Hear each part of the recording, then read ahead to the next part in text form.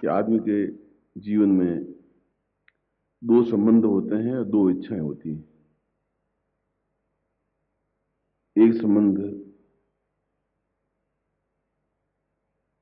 उन हाड़ मांस के पुतलों से होता है जिन्हें हम भाई बहन पत्नी पुत्र का एक नाम दे देते हैं। हमने उनको बनाया नहीं,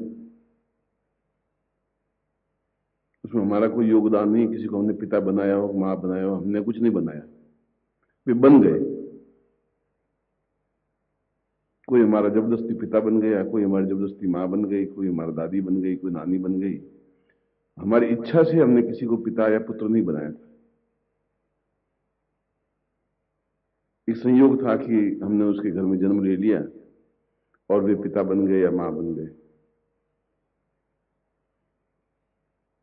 और जिसको हमने बनाया नहीं तो उसके प्रति हमारा कोई उत्तरदायित्व भी नहीं है, जिम्मेवारी भी नहीं है। जब हमने उनको वचन भी नहीं दिया कि हम तुम्हारे घर में जन्म लूंगा, तो हमारा उनसे कोई विशेष संबंध भी नहीं है। उनका संबंध हमसे है, हमारा उनसे कोई विशेष संबंध नहीं है। एक सामाजिक उत्तरदायित्व जरूर है, और यह सामाजिक उत्तरदायित्व मनु ने सबसे ज्यादा हमें पथभ्रष्ट किया है।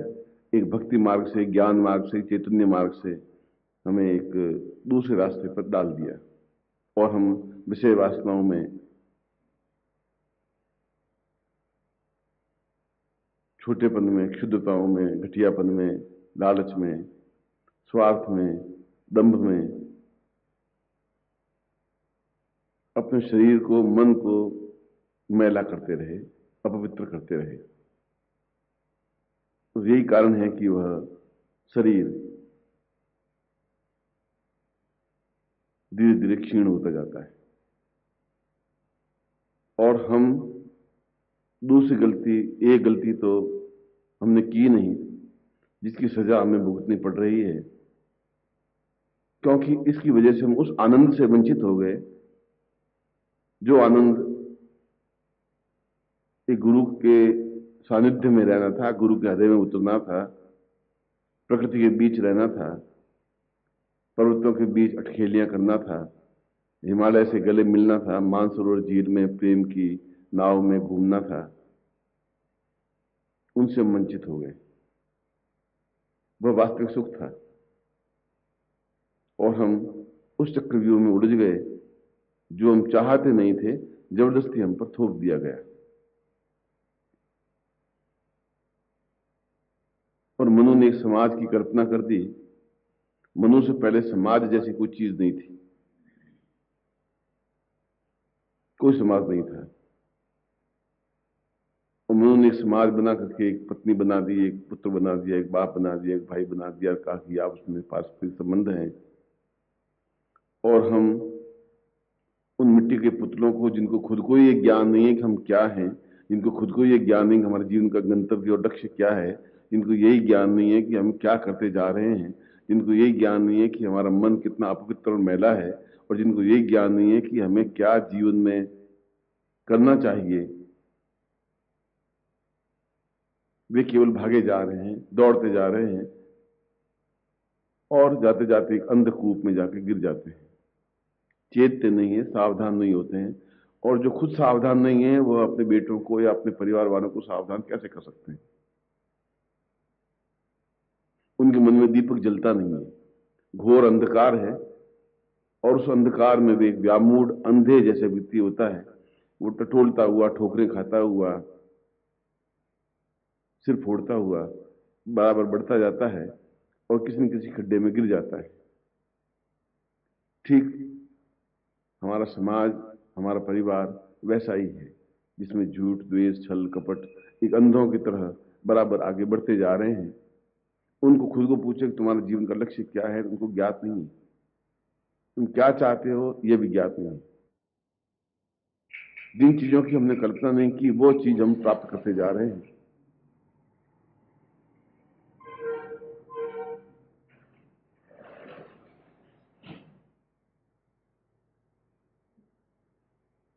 और जीवन का एक दूसरा भाग तब शुरू होता है जब आदमी विवेक पैदा होता है, जब पुण्योदय पैदा होता है, जो कई जन्मों के पुण्य उदय होते हैं, तब एक जीवन में गुरु मिलता है जिनसे हमारा कोई संबंध नहीं होता है, जो हमारा माँ बाप भाई बहन संबंधी रिश्तेदार नहीं होता है, मगर फिर भी वह सबसे ज्यादा प्रिय होता है गुरु को अपना शिष्य, शिष्य को अपना गुरु। और वह इसलिए प्रिय होता है कि उनसे एक जुड़ाव होता है, एक आत्मीयता होती है, एक प्रेम होता है। वह एक रास्ता गतिशील कर सकता है, हमें बता सकता है कि हम क्या करें और किस प्रकार से इस अंधेरे में रोशनी की किरण बिखेरे, जीवन को आलोकित कैसे करें, जीवन को उन्नतिशील कैसे करें। और लड़कानंद ने यही किया। उसने कहा कि हम कितना सोना खाएंगे, चांदी कितनी खाएंगे, खा ही नहीं सकते, ऑपरेशन हो जाएगा। हम भोजन कितना करेंगे, 20 रोटी खा नहीं सकते।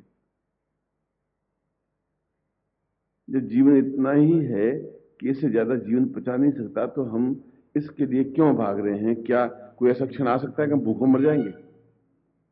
ऐसा तो जीवन में क्षण आएगा ही नहीं, क्योंकि संसार में ऐसा कोई पक्षी,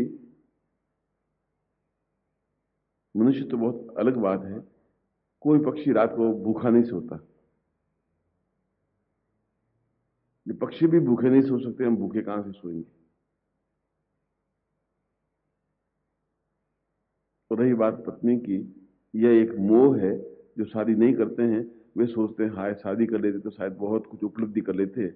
जिन्होंने शादियां की उनकी उपलब्धियों को आप देख लें, अगर वे महान बन गए हों, हिमालय के शिखर बन गए हों, दिव्य बन गए हों, उदात्त बन गए हों, पूरे भारतवर्ष में उनका नाम हो गया हो, उन्होंने कुछ एक अन्वेषण कर दिया हो, उन्होंने कुछ ऐसी उपलब्धि प्राप्त कर ली हो जिस पर देश गर्व कर सके, तो हम एक ही जगह 2 4 6 शादियां भी कर सकते हैं। हमारे पूरे परिवार में, आसपास वातावरण में, पड़ोसियों में आप देख लें कि क्या किसी ने कुछ प्राप्त किया? मुझे तो रोज जितने मिलते हैं वे सभी इसी बात का रोना रोते हैं कि हम परिवार से दुखी हैं, अपने पिता से दुखी हैं, माँ से दुखी हैं, घर से दुखी हैं, अपने आप से दुखी हैं, तनावग्रस्त हैं।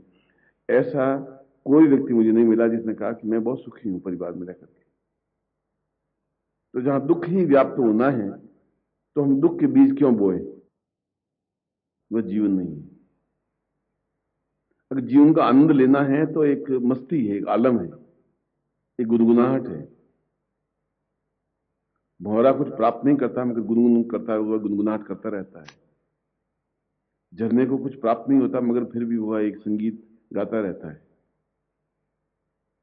लहरों को कुछ प्राप्त नहीं होता मगर वह फिर भी एक गीत गाती रहती है, क्योंकि उनके कुछ होते नहीं, कोई संबंधी नहीं होते, कोई रिश्तेदार नहीं होते। केवल एक पथ प्रदर्शक होता है, एक रास्ता दिखाने वाला होता है, एक मार्गदर्शक होता है जिसको अपने जीवन में गुरु कहा है। और वह गुरु परीक्षा कब ले लेता है, कैसे ले लेता है, किस प्रकार से ले लेता है, इसका कोई स्कूल नहीं है, क्लास नहीं है, 6 बजे घंटी बजी आप क्लास में बैठे और परीक्षा हॉल में बैठ गए, ऐसा कुछ नहीं है। वह किसी क्षण चलते फिरते उठते बैठते परीक्षा ले लेता है और अपनी सतर्क आंखों से देखता रहता है कि इसके मन में कितने कुतर्क, कुविचार और किस प्रकार से छल छद्म है और किस प्रकार से मुझे हानि पहुंचाने की चेष्टा कर रहे हैं या अपने आप को पथभ्रष्ट कर रहे हैं। जो बोलता कुछ नहीं, उसमें इतनी क्षमता होती है कि भगवान का कठोर दंड उसके ऊपर बहुत जल्दी गिरता ही है, बर्बाद कर देता है उसको। जो जीवन बनाने चला था वह जीवन अपने आप में विनाश कर देता है, समाप्त कर देता है। रोगी, ग्रसित, परिवारहीन और नाना व्याधियों से युक्त। जब हाथ में दीप स्तंभ नहीं है, जब हाथ में दीपक नहीं है, जब हाथ में रोशनी नहीं है, जब हम उस चक्र में उलझते जा रहे हैं जो चक्र हमारा है ही नहीं, वे हमसे एक उम्मीद रखते हैं क्योंकि उनका स्वार्थ है। रोज सैकड़ों बेटे मरते हैं, उनके पीछे वो पागल नहीं होते, 2 4 दिन रोते हैं। रोज सैकड़ों पिता मरते हैं, रोज सैकड़ों माँ मरती हैं, रोज सैकड़ों पत्नियां मरती हैं, रोज सैकड़ों पति मरते हैं।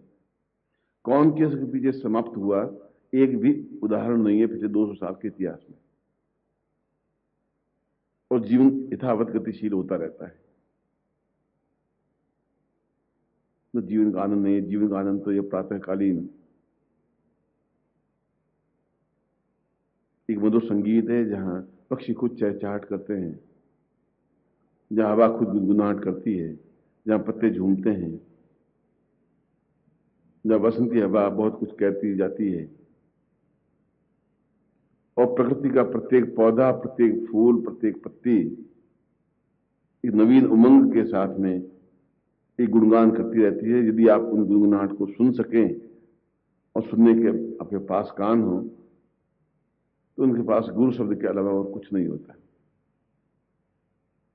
क्योंकि नानक ने स्वयं ने कहा है कि संसार की सब चीजें नाशवान है ही, ये मेरा अनुभव है। केवल गुरु है जो नाशवान नहीं है, कि उसके बाद में फिर एक गुरु है जो कि हमारे अंदर विराजमान है।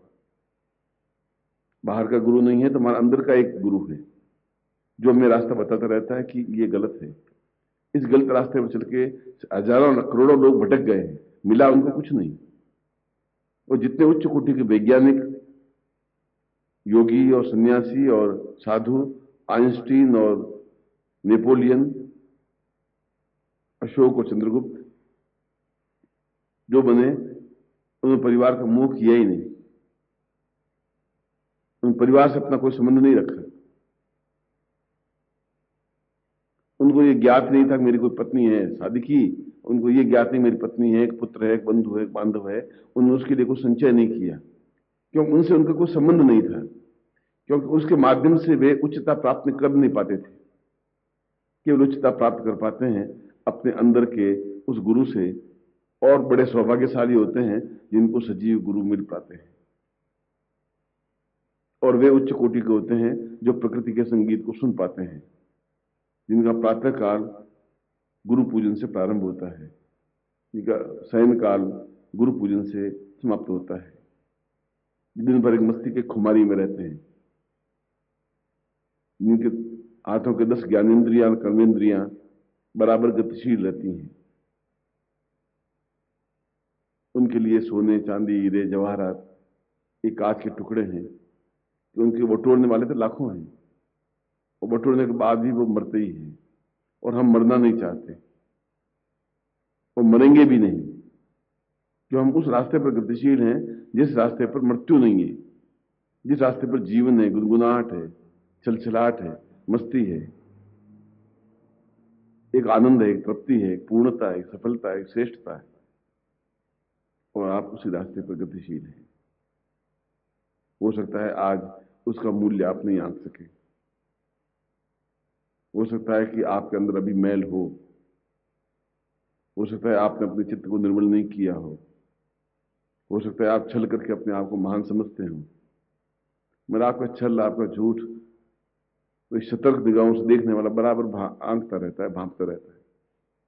वो नहीं बोलता, इसका मतलब ये नहीं उसको ज्ञात नहीं है। उसको अगर वरदान देना आता है तो उसको श्राप देना भी आता है, बर्बाद करना भी आता है, और उसको पूर्णता देनी भी आती है। मगर वह अपनी सीमा का अतिक्रमण नहीं करता। अतिक्रमण कर लेगा तो फिर उसमें और आम आदमी में कोई अंतर नहीं रह पाएगा। और जिस जगह वो पहुंचा है वो आम आदमी फिर बनना नहीं चाहता। नानक का यही संदेश था। नानक ने कहा कि नानक दुखिया सब संसार, ये संसार सारा दुखी है। जो गुरु को भजत, राम को प्यारो, वही है जग में सार, नानक दुखिया सब संसार।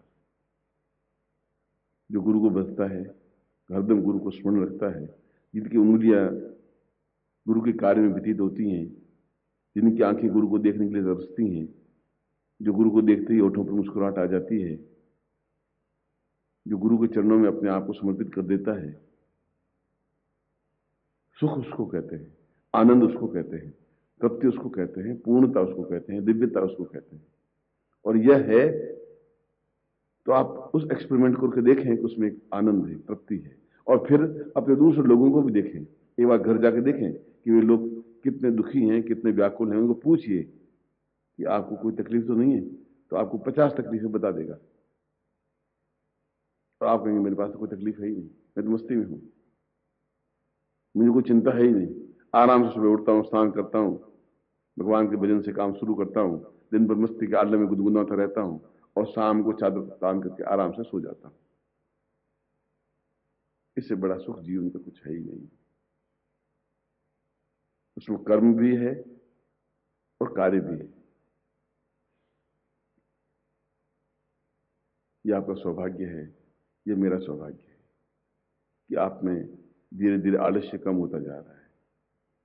मैं ऐसा नहीं कहा कि आपका आलस्य समाप्त हो गया है।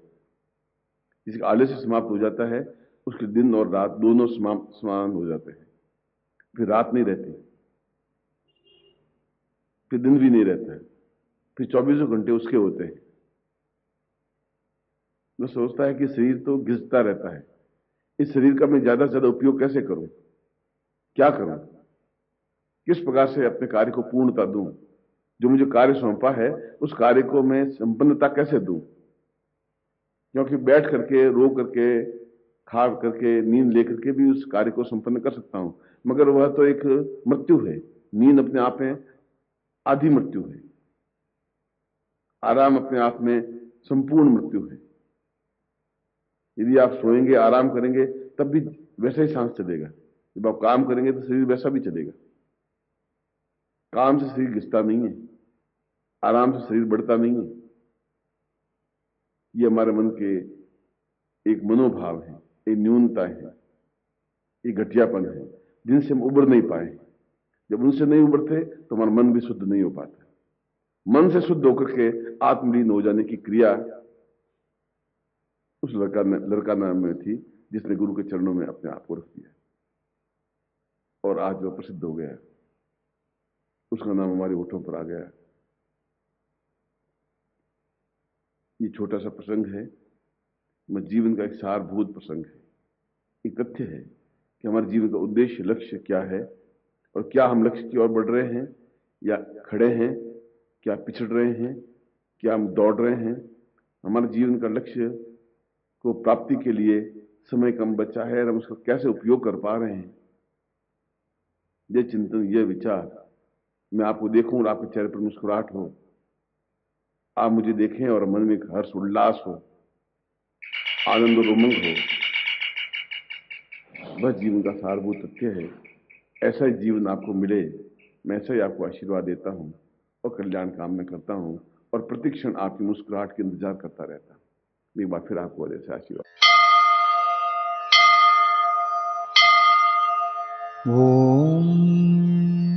आज भूमाष्टमी है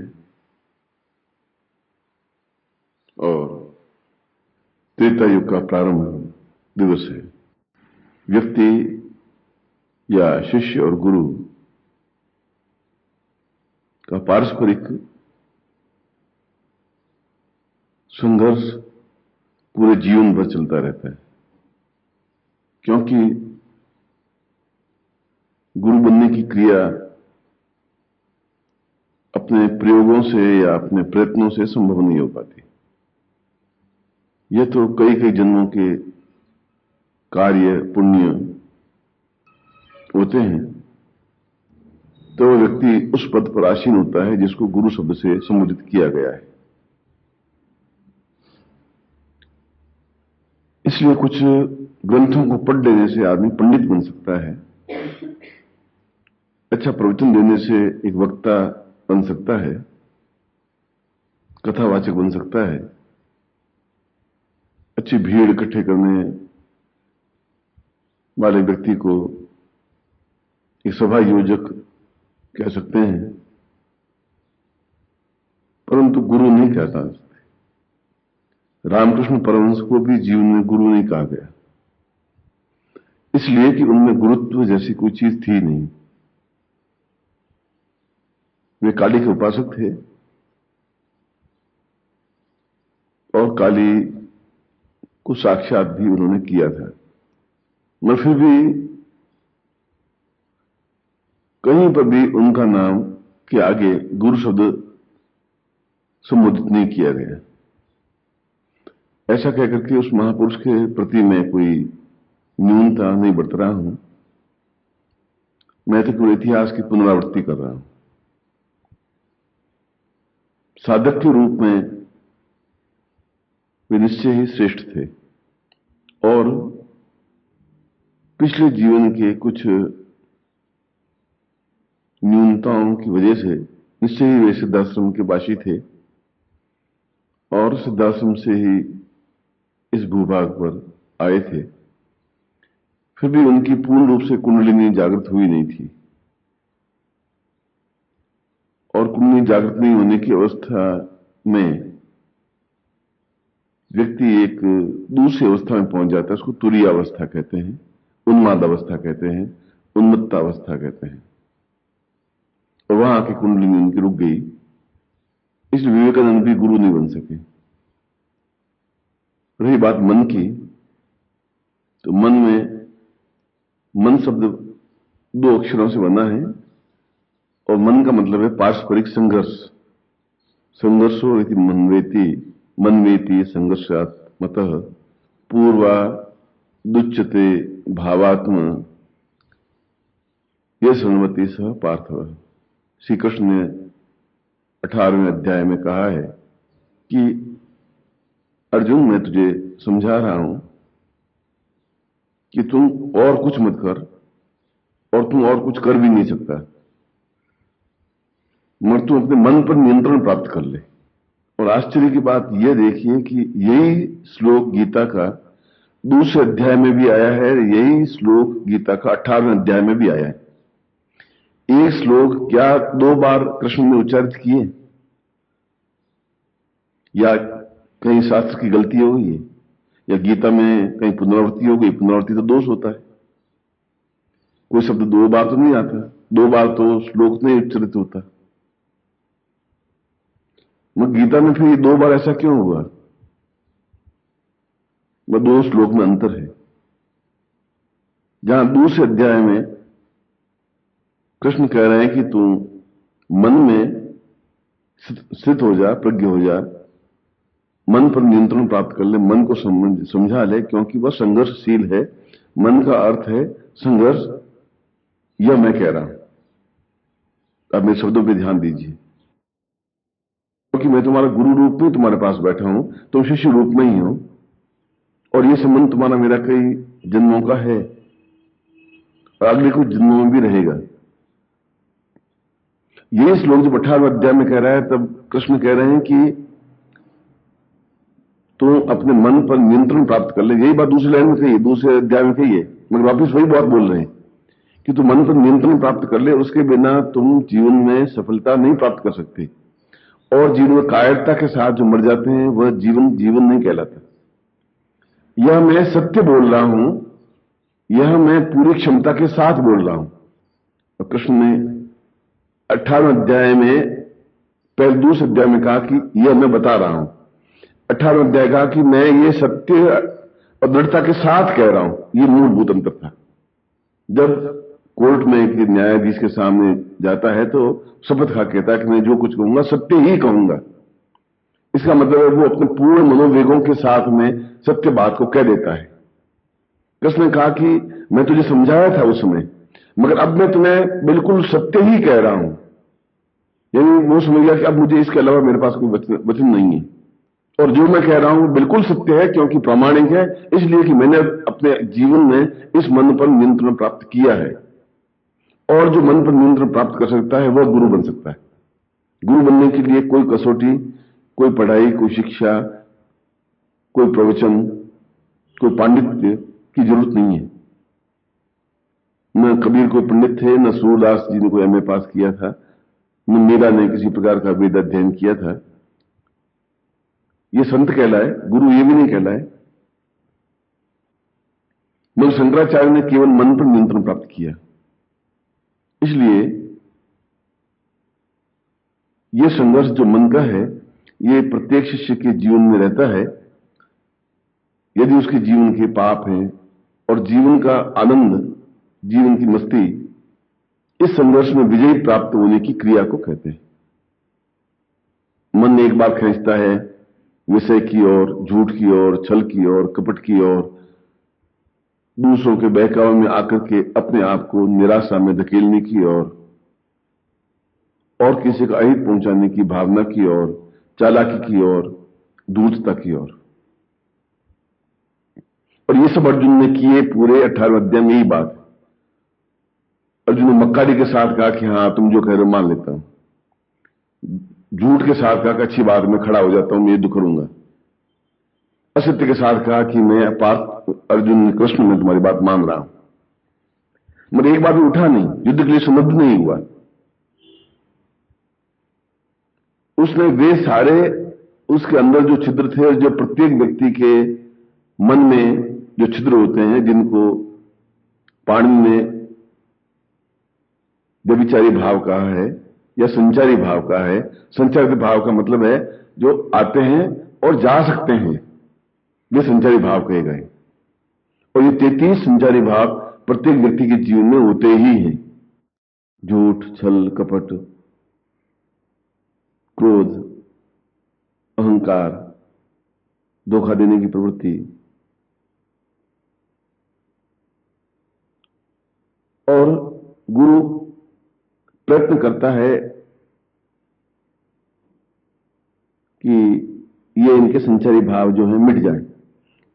इसके लिए उनको कई तरीके से समझाता भी है, डांटता भी है, डबड़ता भी है, मगर जो मन पर नियंत्रण प्राप्त कर लेता है कि ठीक है, उन्होंने कहा मैं उसकी आज्ञा का पालन करूंगा, मगर मेरा कर्तव्य, मेरा धर्म क्या है यह मुझे करना है। मैं एक व्यक्ति के सामने कम से कम छल नहीं करूंगा। एक व्यक्ति ऐसा है जिसके सामने मैं बिल्कुल अपने आप को नमन कर लूंगा। संसार में एक व्यक्ति ऐसा रखूंगा जहां मैं बिल्कुल मन पर नियंत्रण प्राप्त करता हुआ अपनी बात को स्पष्ट करने की हिम्मत रखूंगा। एक व्यक्ति ऐसा मेरी जिंदगी में होगा जहां सत्य ही बोलूंगा। कम से कम संसार में एक व्यक्ति को ऐसा चुनूंगा। और यह 33 संचारी भावों की जगह एक संचारी भाव जब उसके मन में आ जाता है, वह एक संचारी भाव मन कहलाता है।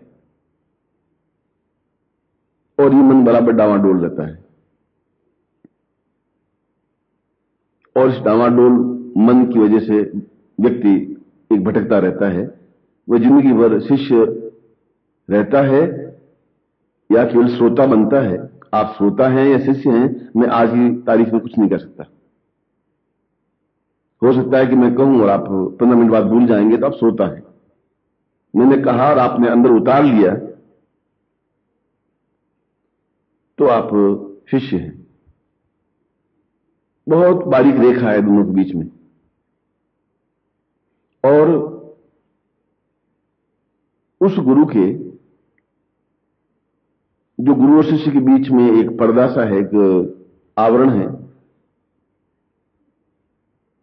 एक जीना सा, एक चादर है, उसको माया कहते हैं। माया का मतलब है कि गुरु भी उससे खेलता रहता है, देखता रहता है शिष्य को कि इसके 33 संचारी भावों में से कितने कम हुए। और वो कई तरीकों से उसको उकसाता भी है, देखता भी है, कोशिश भी करता है। और इस प्रकार वह चलते फिरते, उड़ते बैठते किसी विषय में परीक्षा ले लेता है। और शिष्य हर बार भ्रमित होता है और पूरा जीवन उसका भ्रमित अवस्था में बीत जाता है। जैसे राम का, कृष्ण का बीता, जैसे विवेकानंद का बीता, जैसे कबीर का बीता, जैसे सूर का बीता, जैसे तुलसी का बीता। एक भ्रमित अवस्था में बीता है। वे समझ नहीं पाए कि मुझे संत बनना है, ज्ञानी बनना है या गुरु बनना है। संत और विद्वान केवल अपना कल्याण कर सकते हैं। तुलसीदास ने कहा कि मैं अपने मन को संतुष्टि देने के लिए रामचरितमानस की रचना कर रहा हूं। अपने आप को संतुष्टि देने के लिए कर रहा हूं। वह आत्म में जाने की कोशिश करता है, मगर जो अपने आत्मा को, अपने मन को, अपने विचारों को, अपनी व्यापकता को पूरे लाखों लाखों में फैला देता है, वह गुरु होता है। इसलिए 58 अध्याय में उस गीता में कहना पड़ा कि मैं तुम्हें सत्य कहता हूं, अब जो बोल रहा हूं वो बिल्कुल सत्य है, अब तुम मेरे ऊपर भरोसा कर। अब तुम भरोसा नहीं कर रहा था, पर अब मैं जो बोल रहा हूं उसको तो मान, क्योंकि मैं सत्य ही बोल रहा हूं।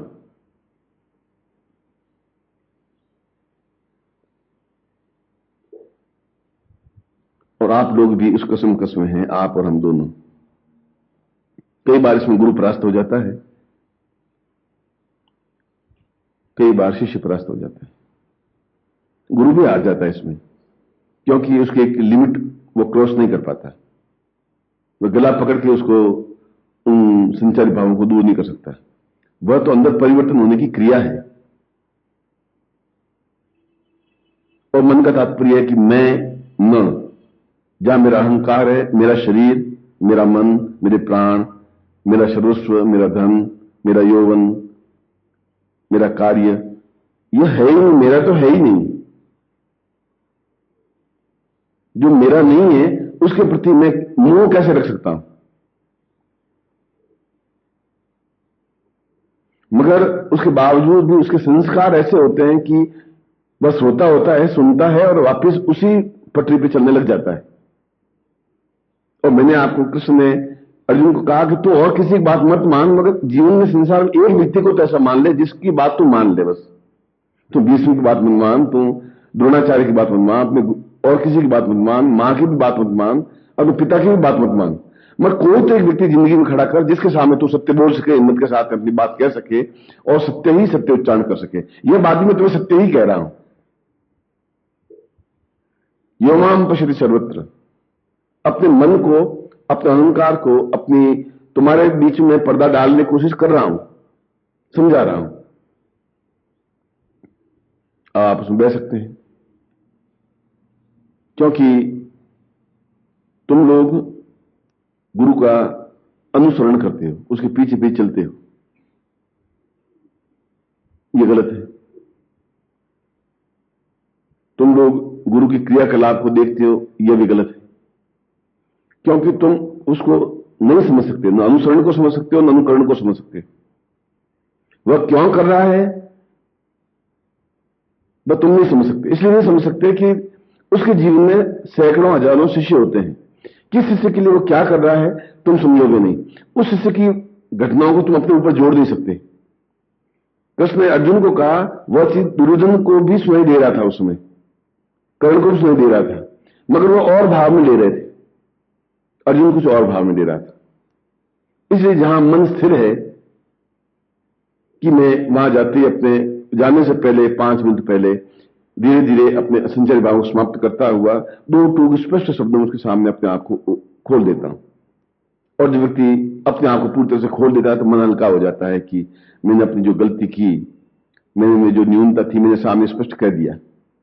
अब उसके बाद में मेरा एक नैमित्तिक खत्म हो गया, मेरा जो कार्य खत्म हो गया, मुझे जो कहना था वह मैं कह चुका।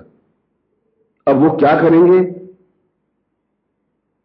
वह उनकी इच्छा है, मगर उनकी इच्छा भी यही होती है कि वह उनको माया में इसलिए ग्रस्त करता है कि मैं उसको धक्के देकर देख लूं, 1 बार 2 बार 4 बार 10 बार धक्के दूं, हर बार धक्के देता हुआ देखूं तो सही कि ये आखिर क्या जीवन भर शिष्य बन सकता है या केवल सोता रहेगा। अगर सोता रहेगा तो उसको शिष्य बनाना अपने आप में पागलपन है, मूर्खता है। बगुले को रंग पोत करके या कौए को पोत पोता करके सफेद जग बना देने से वो हंस नहीं बन सकेगा, वह धुल जाएगा बरसात में। हंस तो हंस ही रहेगा। हां, उस हंस को मोती कैसे चुने यह सिखाया जा सकता है, उसको यह सिखाया जा सकता है कि आकाश में कैसे उड़ना चाहिए, या उसको यह सिखाया जा सकता है कि मांस में डुबकी कैसे लगानी चाहिए। मगर कौए को हंस बनाया नहीं जा सकता, मगर बन सकता है यदि वह धीरे धीरे अपने मन के विकारों को धकेलता हुआ और यह समझे कि मेरा तो कुछ है ही नहीं, मन मेरा कुछ है ही नहीं, तो फिर मैं उसके ऊपर अहंकार करूं या उसको अपना समझूं तो क्या वह मेरे साथ चलेगा? कुछ है। विवेकानंद को एक बार आने में देर हो गई रामकृष्ण पार्वती के आसपास, उन्होंने आज्ञा दी। आज्ञा में, आज्ञा पालन में 1 सेकंड का अंतर कई युगों का अंतर होता है। कहा और किया वह यह गुरु से सीखता है। तो गुरु कहने से पहले 10 बार सोचेगा, शिष्य को करने से पहले सोचने की जरूरत नहीं है। यह अंतर है दोनों में। जब गुरु आज्ञा देगा तो 10 बार सोचे, क्या इसकी क्षमता है? क्या मैं इसको कहूं 40 किलो वजन उठा? क्या मैं इसको कहूं 24 घंटे तो जागता रहे, 2 महीने जागता रहे? तो गुरु 10 बार सोचेगा। इसलिए 10 बार सोचने के बाद 11वीं बार वो आज्ञा देगा। और शिष्य 1 सेकंड भी देर कर दी तो शिष्य नहीं रह पाएगा। और विवेकानंद ने आने में 5 मिनट लगा दिए। रामकृष्ण परमहंस ने कहा कि क्या बात है, काफी क्षण बीते, तुम विलंब से आए। विवेकानंद ने कहा, मैं आपके सामने आने के लिए तैयार हो रहा था, कपड़े बदल रहा था, लंगोट बदल रहा था, चोला पहन रहा था, खड़ाऊ पहन रहा था, थोड़ा अपने आप को ठीक संवार रहा था। उसने कहा कि जब तुम मृत्यु की ओर जाओगे, जब मौत के आगोश में जाओगे, तब भी तुम पूरी तरह से तैयारी करोगे, अपने आप को सजाओगे, खड़ाऊ पहनोगे, फिर उस समय फिर चोला ढंग से बदलोगे, फिर मुंह को वापस धोओगे, फिर केस को संवारोगे, तैयारी होने के बाद जाओगे। वह तो एक क्षण के लिए तुम एकदम से रवाना होना पड़ेगा तुम्हें। जब मृत्यु के पास जाने के लिए एक क्षण की भी विलंब नहीं कर सकोगे, तुम्हारे हाथ में नहीं रहेगा, तो उस आज्ञा का पालन में भी तुम्हारे 5 मिनट फिर कैसे लगे? ये मन की अवस्था होती है। और मन की अवस्था में फिर काम, क्रोध, लोभ, मोह, अहंकार, ये विकार होते हैं, ये दुष्प्रवृत्तियां होती हैं। और ये व्यक्ति शिष्य को गुरु में समर्पित होने देते ही नहीं। अर्जुन अंतिम क्षण तक भी समर्पित नहीं हो पाया। आज्ञा पालन तो किया, समर्पित नहीं हो पाया, पूर्णता प्राप्त नहीं कर पाया। और आखिर मृत्यु के बाद में न वो राज्य कर पाया ढंग से, और न ढंग से मृत्यु को प्राप्त कर पाया, और न सिद्धाश्रम में जा पाया। ये ऐसा क्यों हुआ? इसलिए कि पूर्ण रूप से समर्पित नहीं हो सका, पूर्ण रूप से अपने मन को उनके साथ जोड़ नहीं सका। और गुरु के साथ, गुरु बार बार आपको, गुरु है, उनकी ड्यूटी एक परीक्षा ले कि मैं परख लूं, थोड़ा टटोल करके देख लूं, ये कौवा है या अंश बन गया है। तो उसको कई बार उसको फटकारेगा, डांटेगा, आदेश देगा, रात को 1 बजे जगह कभी कुछ काम सौंप देगा, गाय चराने के लिए भेज देगा, घास मंगवाने के लिए भेज देगा, कुछ ऐसा काम सौंप देगा, 2 ऐसा वैसा काम सौंप देगा। उसमें उसका कोई स्वार्थ नहीं है। आपको स्वार्थ लग रहा है क्योंकि आप अनुकरण कर रहे हैं कि गुरु क्या कर रहे हैं, और फिर आप अनुसरण करने लग जाते हैं कि अच्छा उन्होंने ऐसा किया तो मैं भी ऐसा करूं, वो मिठाई खा रहे हैं फिर मैं भी मिठाई खाऊं। ये अनुकरण और अनुसरण दोनों ही बीच में गैप पैदा करते रहते हैं। ये माया है कि माया के यही 2 भेद हैं। जहां अनुकरण अनुसरण करते हैं, हम किसी का अनुरूप बनने की कोशिश करते हैं, वहीं गड़बड़ हो जाती है। हम जब मन में स्थित हो जाते हैं और अपने आप में स्थित हो जाते हैं कि एक व्यक्ति को मुझे चुनना है, उस व्यक्ति के सामने मुझे 2 टूक स्पष्ट रूप से अपनी बात को कह देना है, और उनकी आज्ञा पालन ही मेरे जीवन का एक अभिन्न अंग है। उसमें फिर एक स्वभाव बन जाता है उसका, फिर उसको प्रयत्न नहीं करना पड़ता, वो ऑटोमेटिक हैबिट बन जाती है। यहां खुजली आती है तो मुझे कुछ सोचना नहीं पड़ता, तो मैं हाथ से खुजला लेता हूं। उसमें कुछ पलक झपकाने के लिए मुझे प्रयत्न नहीं करना पड़ रहा है।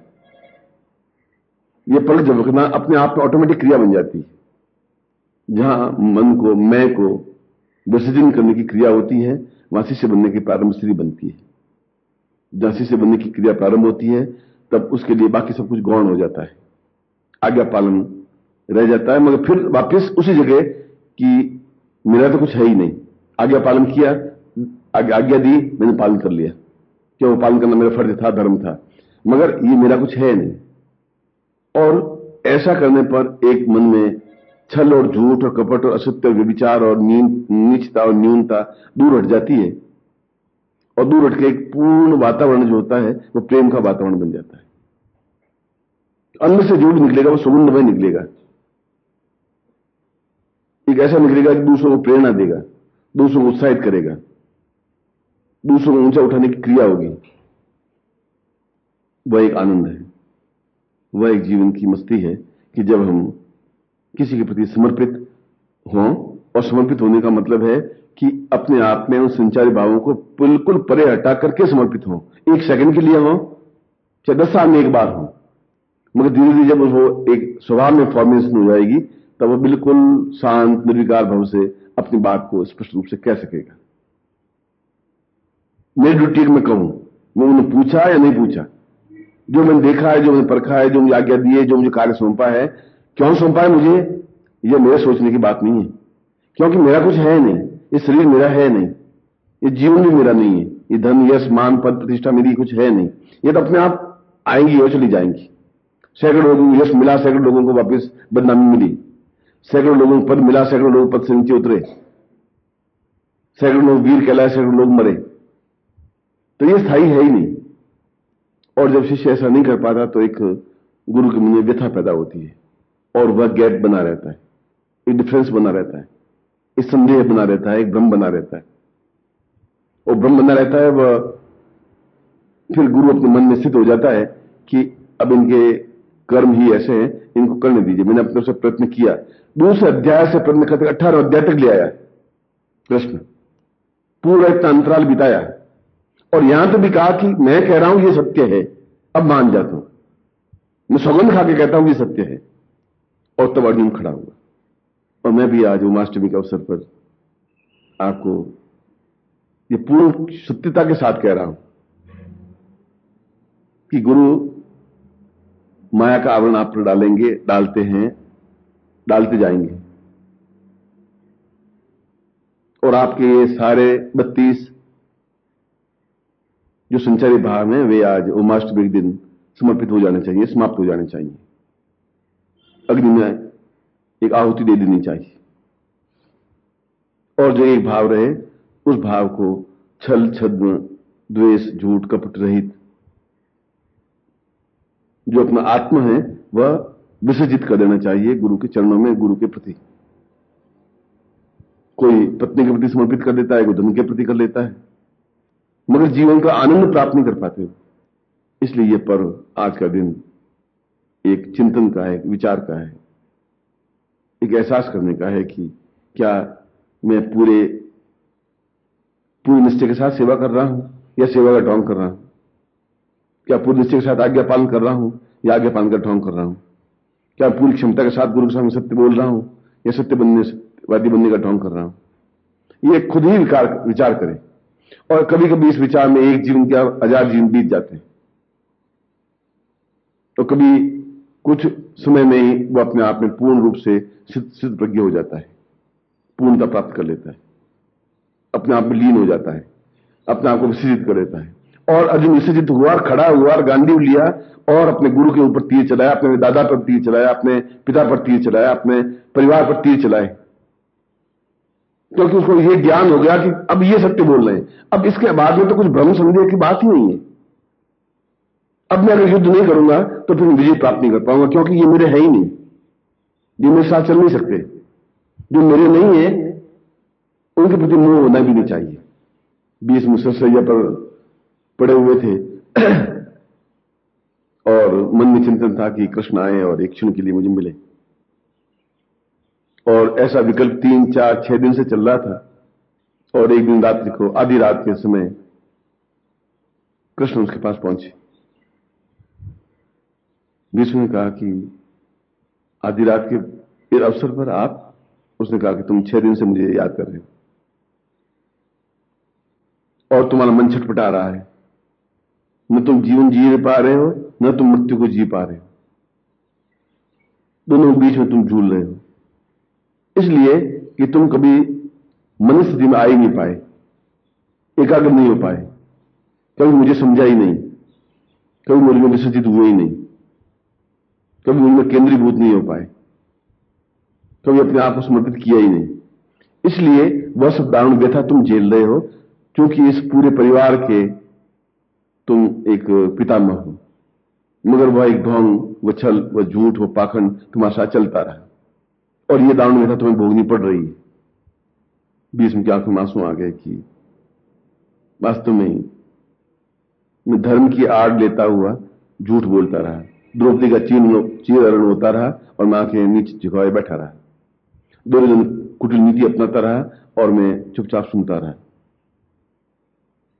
और मैं आवरण सत्य का लेता रहा कि मैं सत्य बोल रहा हूं या मैं पांडवों की ओर हूं या पांडवों का नमक खाया है, मगर कभी आपके प्रति पूर्ण रूप से समर्पित नहीं हो पाया। मगर अब क्रिया क्या है, अब क्या करूं? क्या मैं इस प्रकार से दारुण व्यथा झेलता रहूं? और उसी समय 1 सेकंड में कृष्ण ने अपने पैर का अंगूठा उनके ललाट पे लगाया और आधे सेकंड के बाद वापस मुड़ के रवाना हो गए। उसने कहा, भीष्म, मुझे वापस कल की तैयारी करनी है, पांडवों की व्यूह रचना करनी है, क्योंकि मुझे युद्ध में विजय उनको दिलाना है। तो जब तक वह दीक्षा नहीं हुई तब तक वो मन को एक नियंत्रित नहीं कर पाया। पर जब देखा कि अब उनका अहंकार विगलित हो गया है, तब कृष्ण पहुंचे। अब ये पश्चाताप कर रहा है, अब 6 दिन से इनकी आंख में आंसू बह रहा है। अब ये हर बार ये क्षण सोच रहा है कि मैं गलती कर रहा हूं, गलती की है। हर बार ये सोच रहा है कि मुझे कृष्ण को समर्पित होना चाहिए था, मैं नहीं हो पाया। हर बार अब ये सोच रहा है कि मैं कृष्ण को पहचानना चाहिए था, मैं नहीं पहचान पाया। अब इसका मन धुल रहा है और अब धुल गया है, अब मुझे इसको दीक्षा दे देनी चाहिए, अब इसको शिष्य बना देना चाहिए, अब इसका आत्म में केंद्रित हो जाने की क्रिया आ गई है। और वही भाव गीता में उन्होंने 18वें अध्याय में कहा था, और वही चिंतन आज ओमाष्टमी का पर्व पर है। हम क्या थे, क्या हैं और क्या बनेंगे, ये चिंतन का अवसर है। क्या है, ये आपकी भावना इच्छा है। क्या बनना चाहते हैं, ये भी आपकी भावना इच्छा है। मगर यदि मेरी आंखों के सामने ही आप, जो अत्यंत कठिन है, मन पर नियंत्रण प्राप्त करके ये सोच लें कि बाकी सब कुछ व्यर्थ है, वो नहीं होगा तभी चलेगा। पद है और नहीं है तभी चलेगा, पद था तभी चलेगा, पद नहीं होगा तब भी चलेगा। धन था तभी चलेगा, तो धन नहीं था तब भी चलेगा। चलेगा तो सही, मैं आनंद की अनुभूतियां नहीं हो पाएंगी, उस आनंद का आस्वादन नहीं कर पाएंगे। ऐसा आनंद का आप आस्वादन करें और मां जगदंबा आप में एक मातृवत स्नेह देती हुई आपके विकारों को दूर करें और आप पूर्ण रूप से लीन होते हुए आपकी जबान से केवल एक व्यक्ति के प्रति और उनके सामने सत्य शब्द ही निकले, चाहे कितने कटु हो, चाहे उनके प्रति द्वेष की प्रवृत्ति भी हो कि मेरे आपके प्रति ऐसी प्रवृत्ति रही है, मगर अगर मैं विगलित हो रहा हूं, अब मैं अपने आप में बहुत पश्चाताप कर रहा हूं। जिस क्षण ऐसा शुरू हो जाता है और जब आंसुओं के द्वारा ये सब संचार भाव जुड़ने लग जाते हैं, तब कृष्ण अपने पैर के अंगूठे से उसको स्पर्श कर पाते हैं।